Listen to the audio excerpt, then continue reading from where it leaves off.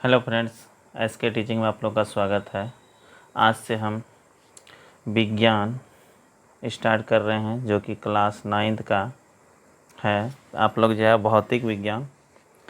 भौतिकी स्टार्ट कर रहे हैं। आप लोग ध्यान से देखिएगा और चैनल को अगर सब्सक्राइब नहीं किए हैं चैनल को सब्सक्राइब कर लीजिएगा। देखिए, पहले हम लोग जो है विज्ञान जानते हैं। विज्ञान जो है किसे कहते हैं, विज्ञान के बारे में देखिए, यहाँ पर परिभाषा लिखा हुआ है। विज्ञान पूछेगा कोई भी, विज्ञान किसे कहते हैं, तो यहाँ पर देखिए सावधानी पूर्वक और क्या लिखा है, क्रमबद्ध तरीके से किए गए प्रयोगों एवं परीक्षणों द्वारा प्राप्त ज्ञान को ही क्या कहते हैं, विज्ञान कहते हैं। तो याद रखना है कि कोई भी चीज़ जो है सावधानी पूर्वक और क्रमबद्ध, यानी विज्ञान को जो पढ़ा जाता है क्रम से पढ़ा जाता है, यानी क्रमबद्ध तरीके से पढ़ना है। इसी में प्रयोग और परीक्षण भी किया जाता है, यानी एक्सपेरिमेंट भी किया जाता है, तो उसी को क्या कहते हैं, विज्ञान। तो याद रखना है भौतिक विज्ञान, पहला क्या है, भौतिक विज्ञान की 2 शाखाएं हैं। पूछेगा भौतिक यानी विज्ञान की, यहाँ विज्ञान की कितनी शाखाएं हैं, 2। पहला हुआ भौतिक विज्ञान और दूसरा है जीव विज्ञान। तो याद रखना है विज्ञान की कितनी शाखाएं हैं, 2। पहला कौन सा हो गया, भौतिक विज्ञान, और दूसरा है जीव विज्ञान। भौतिक विज्ञान का संबंध निर्जीव पदार्थों से। याद रखना है भौतिक विज्ञान में जो हम लोग अध्ययन करेंगे वो कौन सा पदार्थ, निर्जीव पदार्थों के बारे में, ठीक है, और उनसे संबंधित घटनाओं से अध्ययन करेंगे, ठीक है। और जबकि जीव विज्ञान में जो है हम लोग जो है सजीव पदार्थों का अध्ययन करेंगे और उनसे संबंधित घटनाओं के बारे में अध्ययन करेंगे। तो याद रखना आप लोग को कि सावधान, विज्ञान पूछेगा कोई परिभाषा, क्या बोलिएगा, सावधानी पूर्वक और क्रमबद्ध तरीके से किए गए प्रयोगों एवं परीक्षणों द्वारा प्राप्त ज्ञान को ही विज्ञान कहते हैं। विज्ञान की 2 शाखाएं हैं, पहला कौन सा हुआ, भौतिक विज्ञान, और दूसरा हुआ जीव विज्ञान। तो भौतिक विज्ञान का संबंध जो है निर्जीव पदार्थ से है, यानी भौतिक विज्ञान में हम लोग कौन सा पदार्थ के बारे में जानेंगे, निर्जीव पदार्थों के बारे में जानेंगे, याद रखना है, ठीक है। और जीव विज्ञान में जो है याद रखना हम लोग किसके बारे में, सजीव पदार्थों का अध्ययन करेंगे, इसको दिमाग में रखना है, ठीक है। तो इस तरह से हम लोग क्लियर करेंगे। अगला देखिए भौतिक विज्ञान, फिर जो है भौतिक विज्ञान जो है, यहाँ पर जो भौतिक विज्ञान था इसकी 2 शाखाएँ हैं, ठीक है। भौतिक विज्ञान की कितना शाखा है, 2। पहला हो गया भौतिकी और दूसरा हुआ रसायन शास्त्र, याद रखना है। पहला कौन हो गया, भौतिकी, और दूसरा है रसायन शास्त्र, ठीक है। फिर जीव विज्ञान जो था उसकी भी 2 शाखाएं हैं। कौन कौन हो गया, एक हो गया पेड़ पौधों से संबंधित अध्ययन करेंगे, वनस्पति विज्ञान जिसको कहते हैं, और दूसरा है जीव विज्ञान, जीव जंतु के संबंधित प्राणी विज्ञान, यानी जिसको कहते हैं जंतु विज्ञान, यानी जूलॉजी कहते हैं, और दूसरा हुआ बोटनी, ठीक है। इसके बारे में समझिएगा। तो यहाँ पर जीव विज्ञान भौतिक विज्ञान को कितना शाखा, 2, भौतिकी और रसायन शास्त्र। और जीव विज्ञान के भी 2, एक हो गया वनस्पति विज्ञान और दूसरा है प्राणी विज्ञान, यानी बोटनी और जूलॉजी। फिजिक्स और दूसरा केमिस्ट्री था यहाँ पर। इसको देखिए अच्छे से हम यहाँ पर लिखे हैं, तो अच्छे से आप लोग समझ जाइए। देखिए हम लिखे हैं कैसे, तो यहाँ पर परिभाषा जानिए रहे हैं, देखिए कैसे लिखे हैं। विज्ञान की 2 शाखा, एक हो गया भौतिक विज्ञान और दूसरा हो गया जीव विज्ञान, ठीक है। इसमें क्या बोले, निर्जीव पदार्थों का अध्ययन करेंगे। यहाँ पर जो है किसके बारे में, सजीव पदार्थों का। इसमें जो है किस पदार्थों का, सजीव पदार्थों का अध्ययन करेंगे, ठीक है। और उसी प्रकार से यहाँ पर देखिए भौतिक विज्ञान जो है इसकी 2 शाखाएं, पहला हो गया भौतिकी और दूसरा क्या हो गया, रसायन शास्त्र, ठीक है। और यहाँ भौतिकी में जो है किसी पदार्थ के बाहरी बनावट एवं संरचना का अध्ययन करते हैं, याद रखना है, ठीक है। और यहाँ पर केमिस्ट्री में जो है, यानी केमिस्ट्री में किसी पदार्थ के आंतरिक बनावट एवं संरचना का अध्ययन करते हैं, ठीक है। याद हो जाएगा, अच्छे से याद कर लीजिएगा। अब देखिए सजीव पदार्थों के बारे में, यानी कि किस में, जीव विज्ञान में अध्ययन करते हैं। और याद रखना जीव विज्ञान शब्द जो है पूछेगा किसने दिया था, लेमार्क एवं ट्रिविरेनस ने दिया था, ठीक है। इसके बारे में इंटर में देखिएगा दिया है, तो याद रखना है। अब यहाँ पर देखिए जीव विज्ञान के पिता पूछेगा कौन है, तो अरस्तु। कौन है, अरस्तु है, याद रखना है। यहाँ पर देखिए आगे देखिए, यहाँ पर लिख दिए हैं, यानी जीव विज्ञान को इसकी कितना शाखा, 2, एक हुआ जंतु विज्ञान, इसी को बोलते हैं प्राणी विज्ञान, और दूसरा है वनस्पति विज्ञान। वनस्पति मतलब पेड़ पौधा के बारे में अध्ययन करेंगे। यहाँ पर जीव जंतु का अध्ययन करेंगे किस में, जंतु विज्ञान में, और वनस्पति विज्ञान में किसके बारे में, पेड़ पौधों के बारे में अध्ययन करेंगे, ठीक है। तो अब यहाँ पर थोड़ा सा हम और अच्छे से डिटेल से इसमें लिख दिए हैं, आप लोग समझ सकते हैं। भौतिक विज्ञान यानी भौतिकी यानी फिजिक्स के जनक पूछेगा कौन है, तो याद रखना न्यूटन को कहते हैं, किसको, न्यूटन के। और भौतिकी यानी फिजिक्स के कहेगा आधुनिक जनक कौन है, अल्बर्ट आइंस्टीन। कौन है, अल्बर्ट आइंस्टीन।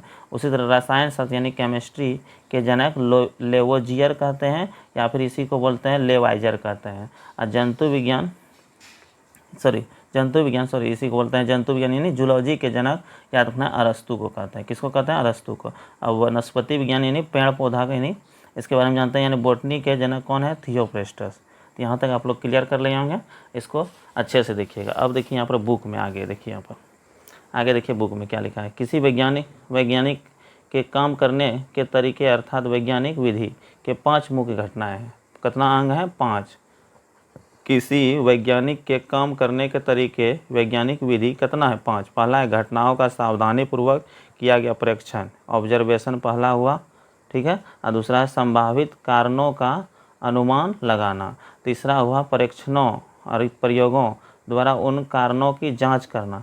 यहाँ पर जो है हम लोग जांच भी करते हैं। पहला सावधानीपूर्वक करेंगे कोई भी परीक्षण, ऑब्जर्वेशन। इसके बाद क्या करेंगे? संभावित कारकों का अनुमान लगाएंगे, ठीक है। इसके बाद फिर क्या करेंगे? प्रयोग और कारणों की जांच करेंगे। इसके बाद जांच के आधार पर किसी निष्कर्ष पर पहुंचना, यानी इसके बाद निष्कर्ष निकालेंगे उसका, ठीक है। इसके बाद फिर आवश्यकता अनुसार सोच के परिवर्तन करना, ठीक है। इस तरह से 5 गो विधि हुआ। अब वैज्ञानिक किसी एक राष्ट्र या किसी एक काल के नहीं, क्या कहता है? नहीं, यहाँ पर ध्यान दीजिएगा, कहता है नहीं होते हैं, वे समस्त मानव जाति के होते हैं। यानी वैज्ञानिक जो है किसी एक राष्ट्र मतलब देश का नहीं होता है, वो पूरा मतलब पृथ्वी में जितना भी देश है सब देश का होता है वैज्ञानिक, याद रखना। विज्ञान एवं निरंतर चलने वाली मानवीय प्रक्रिया महान वैज्ञानिक अल्बर्ट आइंस्टीन, देखिए यहाँ पर लिखा हुआ है अल्बर्ट आइंस्टीन ने कितना कठिन कहा था। देखिए उसके बारे में लिखा है अल्बर्ट आइंस्टीन ने क्या कहा है, इसने क्या कहता है? इस बात को हमेशा याद रखना है कि जो अद्भुत बातें तुम अपने विद्यालय में सीखते हो वे संसार के सारे देशों में कई पीढ़ियों द्वारा उत्साहपूर्वक किए गए हैं, ठीक है। यानी जितना भी हम लोग सीखे हैं, जो भी प्रयोग करते हैं, प्रयोग सब चीज़ किया हुआ है उत्साहपूर्वक।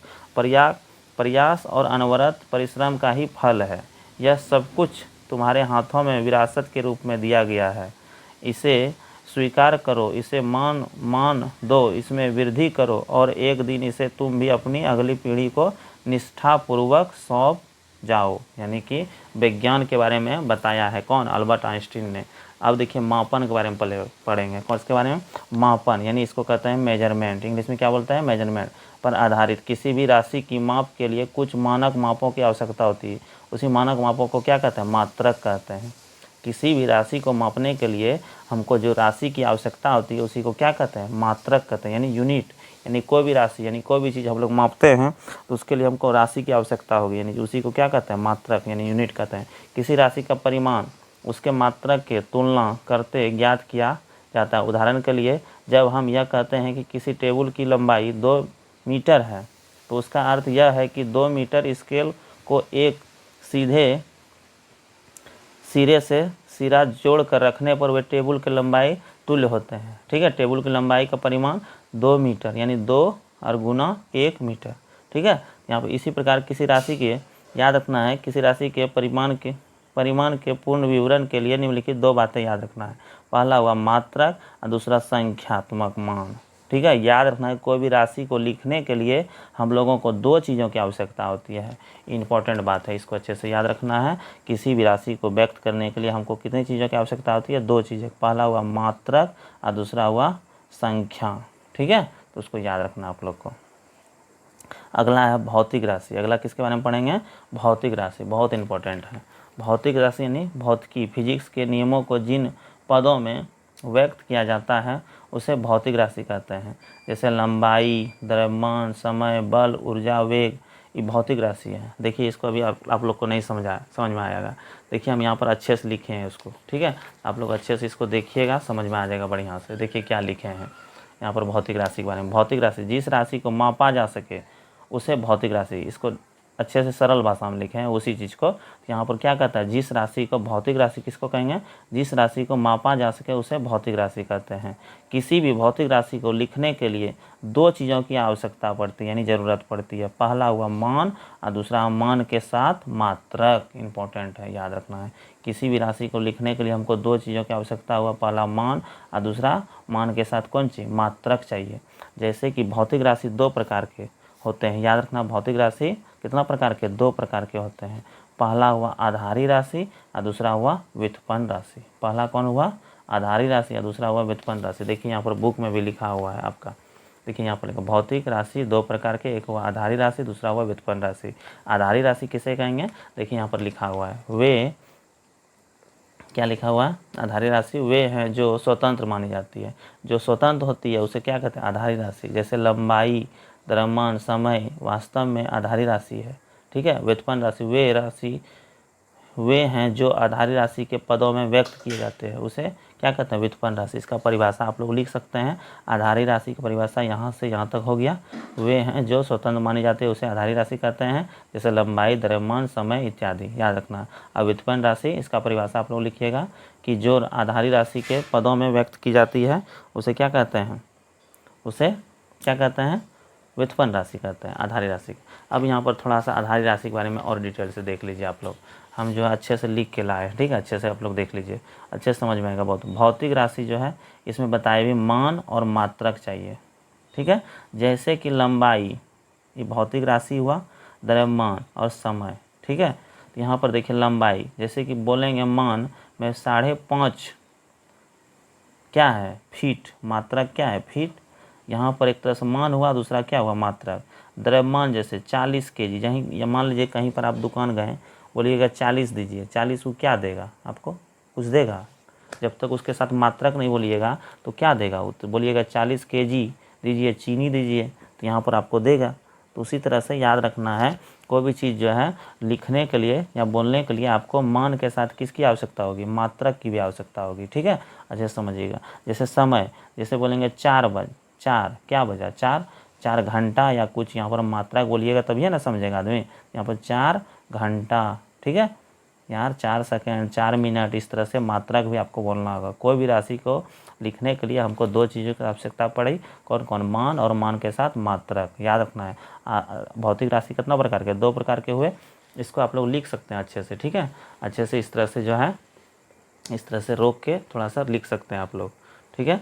इसको अच्छे से धीरे धीरे हम अच्छे से यहाँ पर बता रहे हैं, आप लोग समझिएगा। अगला यहाँ पर देखिए, आधारी राशि के बारे में भी बताएं। आधारी राशि स्वतंत्र होती है, अभी बताएं आधारी राशि क्या होता है? स्वतंत्र। आधारी राशि में एक पद होता है, याद रखना है। आधारी राशि में कितना पद होता है? एक पद। जैसे कि यहाँ पर देखिए आधारी राशि, जैसे लंबाई कौन राशि? आधारी राशि है कि ना। द्रव्यमान क्या है? आधारी राशि। समय क्या है? आधारी राशि है। तो इसमें एक गो पद है, लंबाई सिर्फ। द्रव्यमान यानी kg, समय सेकेंड होता है, इसका ऐसा ही मात्रक आगे बताएंगे, ठीक है। तो यहाँ पर जो है एक पद होते हैं। अब व्युत्पन्न राशि स्वतंत्र नहीं होता है, याद रखना है। व्युत्पन्न राशि आधारी राशि के सहायता से लिखा जाता है। ये सब इंपॉर्टेंट बात है, इसको कॉपी में नोट करना है आप लोग को, ठीक है। और अच्छे से इसको याद भी कर लीजिएगा, ठीक है। यहाँ पर याद रखना है, व्युत्पन्न राशि आधारी राशि के सहायता से लिखा जाता है, यानी आधारी राशि की सहायता से ही लिखा जाता है। कौन राशि? व्युत्पन्न राशि, ठीक है। व्युत्पन्न राशि में एक से अधिक पद होते हैं। अभी यहाँ पर बताएं, आधारी राशि में कितना पद था? एक पद। लेकिन व्युत्पन्न राशि में एक से अधिक पद होता है, याद रखना है। एक से अधिक पद किस में होता है? व्युत्पन्न राशि में, ठीक है। यहाँ लंबाई, द्रव्यमान, समय, ये सब कौन राशि हुआ? आधारी राशि हुआ, ठीक है। अब आगे देखिए आधारी राशि के बारे में यहाँ पर बुक में क्या दिया है, समझिएगा। यहाँ पर देखिए मात्रकों की पद्धति। आधारी राशियों के मात्रकों को आधारी मात्रक कहते हैं तथा व्युत्पन्न राशि के मात्रकों को व्युत्पन्न मात्रक कहते हैं। वह मात्रक जो किसी अन्य मात्रक पर निर्भर नहीं करता है उसे आधारी मात्रक कहते हैं, ठीक है। ऐसे मात्रक एक दूसरे से स्वतंत्र होते हैं। उदाहरण के लिए लंबाई देखिए यहाँ पर दिया है। लंबाई जो है एक क्या है? आधारी राशि है। आधारी मात्रक किसी को क्या बोल देंगे? द्रव्यमान आधारी मात्रक हुआ, ठीक है। और समय आधारी मात्रक हुआ, और आधारी राशि यह है, इसे क्या कहते हैं? आधारी राशि है। यह क्या हुआ? आधारी राशि। याद रखना, पूछेगा आधारी राशि कौन कौन हुआ? लंबाई, द्रव्यमान, समय। ये कौन सा राशि हुआ? आधारी राशि। आधारी राशि की संख्या फिक्स है 7 गो। कितना है? 7 गो, याद रख लीजिए। आधारी राशि कितना है? 7 गो। इन राशियों के मात्रक को आधारी मात्रक कहते हैं। इन राशि के मात्रक को, ऐसा ही मात्रक को आधारी मात्रक कहते हैं। अन्य सभी मात्रक जो इन आधारी मात्रक से निकाले गए हैं व्युत्पन्न मात्रक कहलाते हैं। देखिए यहाँ पर लिख दिया साफ में बुक में, ठीक है। यानी कि अन्य सभी मात्रक, यानी आधारी मात्रक जो है 7 गो है, उसके अलावा जो भी मात्रक है वो जो है ना इसी के पदों से, इसी से उत्पन्न हुआ है। किससे? आधारी राशि से है व्युत्पन्न राशि उत्पन्न होता है, व्युत्पन्न मात्रक उत्पन्न होता है। ठीक है, उस मात्रक को जो आधारी मात्रक पर निर्भर करता है, अर्थात जिसे आधारी मात्रक की सहायता से व्यक्त किया जाता है, उस पर व्युत्पन्न मात्रक कहते हैं। इसको भी लिख सकते हैं आप लोग कॉपी में। ठीक है, उदाहरण के लिए क्षेत्रफल मापने के लिए वर्ग सेंटीमीटर मात्रा का व्यवहार किया जाता है। यानी कि क्षेत्रफल जो है एक तरह से कौन सा मात्रक हुआ, व्युत्पन्न मात्रक। कौन सा हुआ, व्युत्पन्न। यानी क्षेत्रफल को जो है कोई चीज़ हम जैसे क्षेत्रफल लिखते हैं, क्षेत्रफल जो है, क्षेत्रफल में जानते हैं लंबाई आता है, क्या होता है, चौड़ाई। लंबाई और क्या होता है, चौड़ाई। तो लंबाई को किस में मापते हैं, मीटर में, और चौड़ाई को भी किस में, मीटर में। तो इसको मीटर गुना मीटर क्या हो जाता है, मीटर स्क्वायर हो जाता है। यहाँ पर वर्ग सेंटीमीटर या फिर सेंटीमीटर में लेंगे, मान लीजिए मीटर स्क्वायर हो गया, या फिर सेंटीमीटर लेंगे और सेंटीमीटर लेंगे तो क्या हो जाएगा, सेंटीमीटर स्क्वायर ना हो जाएगा। तो इसी को सेंटीमीटर कहते हैं, वर्ग सेंटीमीटर इसको भी बोलते हैं, सेंटीमीटर स्क्वायर को क्या बोलते हैं, वर्ग सेंटीमीटर बोलते हैं। मात्रा का व्यवहार किया जाता है। यह मात्रक उस वर्ग का क्षेत्रफल है जिसकी प्रत्येक भुजा 1 सेंटीमीटर है। वर्ग सेंटीमीटर मात्रक आधारी मात्रक पर निर्भर करता है, अतः यह व्युत्पन्न मात्रक है। इसी प्रकार आयतन, वेग, बल इत्यादि मात्रक उत्पन्न मात्रक है, व्युत्पन्न मात्रक है। कौन सा, व्युत्पन्न। याद रखना है आप लोग को, सभी प्रकार की राशियों के लिए मात्रक के पूरे समूह को मात्रक पद्धति कहते हैं। अब देखिए यहाँ पर पद्धति जो है ना 3 गो है, पूछेगा टोटल पद्धति कितना है, 3 गो। पहला हुआ फुट पाउंड सेकेंड पद्धति।